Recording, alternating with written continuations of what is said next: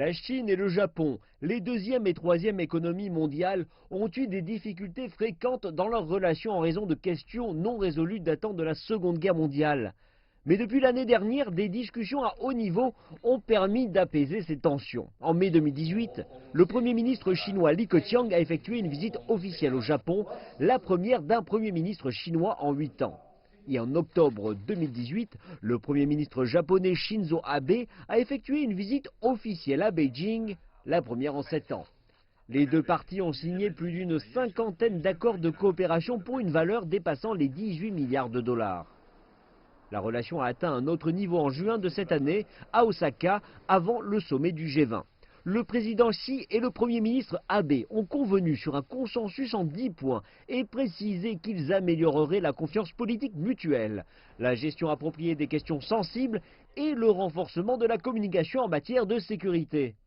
Abe a ensuite invité Xi à visiter le Japon au printemps prochain.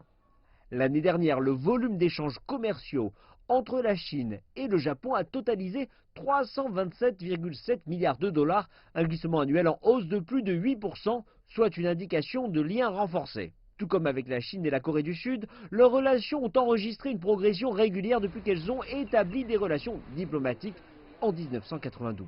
Cependant, ces liens se sont gelés en 2016 en raison du déploiement du système américain antimissile THAAD en Corée du Sud. Et pour réparer les liens avec Beijing, en décembre 2017, le président Moon Jae-in a effectué une visite d'État en Chine peu après son entrée en fonction. Le président chinois l'a salué, appelant à une coopération élargie. Les contacts se sont poursuivis et au début de décembre de cette année, le ministre chinois des Affaires étrangères Wang Yi s'est rendu à Séoul. Les deux parties ont convenu de respecter les intérêts centraux de chaque partie ainsi que les inquiétudes légitimes. Ils ont aussi convenu d'accélérer la seconde phase de négociation de l'accord de libre-échange sino-sud-coréen qui avait été signé en 2015 et qui devrait amener à une réduction des droits de douane de 90% sur le commerce de marchandises.